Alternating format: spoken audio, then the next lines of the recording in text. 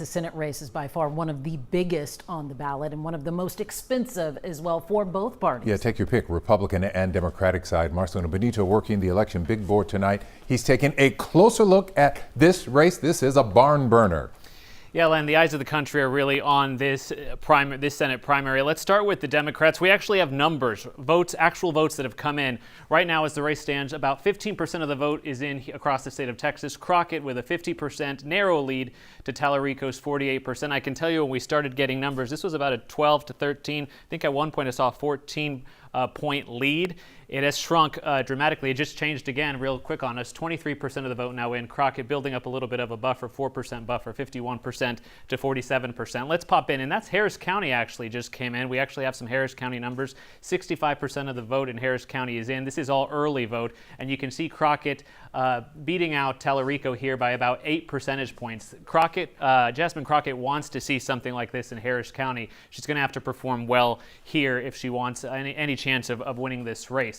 Let's pop into a county we've talked a lot about earlier in the night, Tarrant County. I told you this was really a swing county most election cycles. You can see it's purple because Jasmine Crockett is winning it with 58% of the vote in Tarrant County. She has about a 12% lead over her opponent, James Tallarico. If we go north to Denton County, things switch there. Tallarico building 11% lead with 66% of the vote in Denton County. Now this race far from over. It's going to be a tight finish whichever way it goes. Here in Hays County, which is just south of Travis County, this you could call Tallarico country. You can see with 62% of the vote in Hays County, Tallarico building a real thumping lead, 73% to 25%. He's going to need numbers like this to keep it close and perhaps overtake Jasmine Crockett. A couple more things I want to note. We're getting a few early numbers here in Harris County, but we're still missing a lot of vote. We're not going to know what's happening in Dallas County. This really impacts Jasmine Crockett. She's the rep that represents that part of Texas, so this is really where she's going to bank on a lot of votes.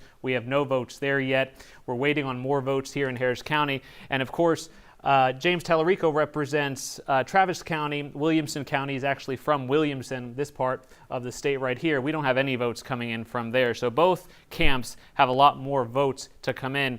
And as we talked to our panel earlier in the night, we'll be watching the Rio Grande Valley very closely to see how Hispanics shake out in this election. From experts I've talked to, they'll be pivotal in determining who actually comes out on top in this primary. But again, with now, and there you go, the numbers have just shifted. 30% of the vote now in Texas, and Tallarico has hopped over Jasmine Crockett. He has now built a 6% lead here in Texas. Again, that's with 30% of the vote. I'm trying to see, there you go. I told you about Travis County. We just got Travis County numbers, and you can see that huge lead he's built up in Travis County near his home county of Williamson. That almost 100, let's say, I didn't major in math. I didn't major in math. Maybe 70, 80,000 votes lead in Travis County. That's what's gotten James Tallarico in the lead now. Again, very early, still 30% of the vote. Now, as we prepared for this primary election night, I spoke with several of the candidates, including Jasmine Crockett, to hear why she believes she's the woman to replace John Cornyn. Take a listen. Why should Texans trust you to be able to flip that seat? We're going to need someone that we know is battle-tested, someone who has been ridiculed, someone who has been attacked, someone who has been demeaned, yet is still standing. We are going to need a warrior. We need a proven fighter. But State Representative James Tallarico thinks that he's the man to make history. I talked to him weeks ago as well. Here's why he believes he's the one who can flip this seat.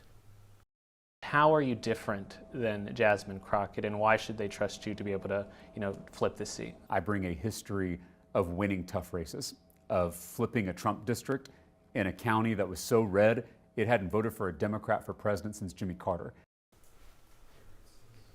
Now, polls show a tight battle between Tallarico and Crockett, and if he were to win the primary tonight and then the general election, Tallarico would become the youngest member of the U.S. Senate. So we've talked about the Dems. Let's take a look at what's going on the GOP side, and I can tell you Republicans across the country are watching this one very closely too.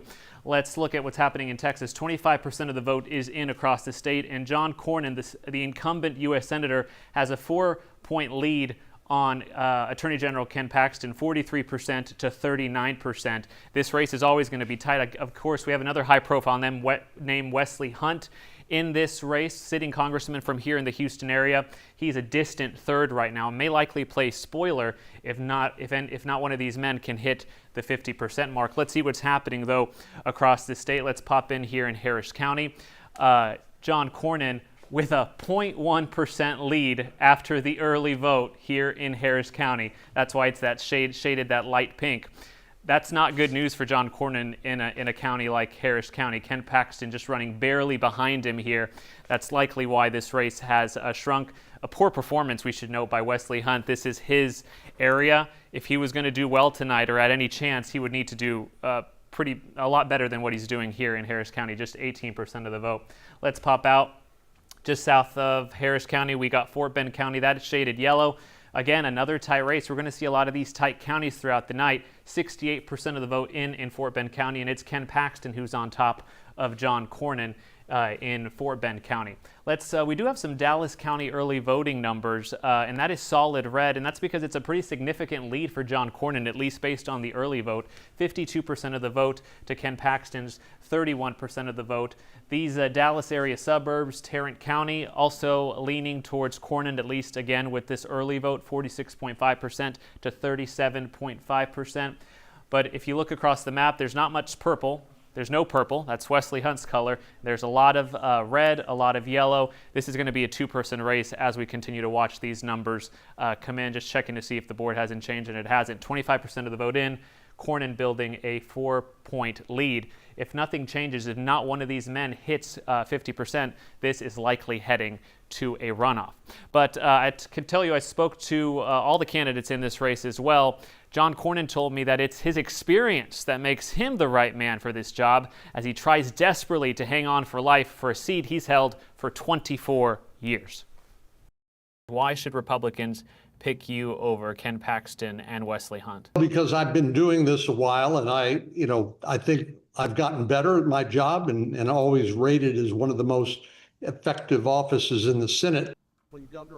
I was kind of surprised when I heard him say his reason for wanting to stay in office is because he's, quote, been doing it for a while. That's exactly the type of answer that pushed Congressman Wesley Hunt to challenge Cornyn. Here's a part of my conversation with Wesley Hunt, the Houston area congressman. He's completely out of touch, and that's because you stayed around for too long. The United States Senate is not a retirement community. That's been a line that Wesley Hunt has used a lot in this campaign, that the U.S. Senate is not a retirement home. Voters don't agree at this point. Again, with 25.6% of the vote in, he's way back at 13%, not very close to even competing for that runoff spot should this stay the same. Now, I should note that we did reach out to Attorney General Ken Paxton multiple times for an interview, but of course we did not hear back. If we do in the runoff, of course we'll talk to him and give him the coverage as well. We'll send it back to you. Extremely tight and competitive races there with the true front runners in both of those primaries. Marcelina Benito, thank you. Jason Miles, he is with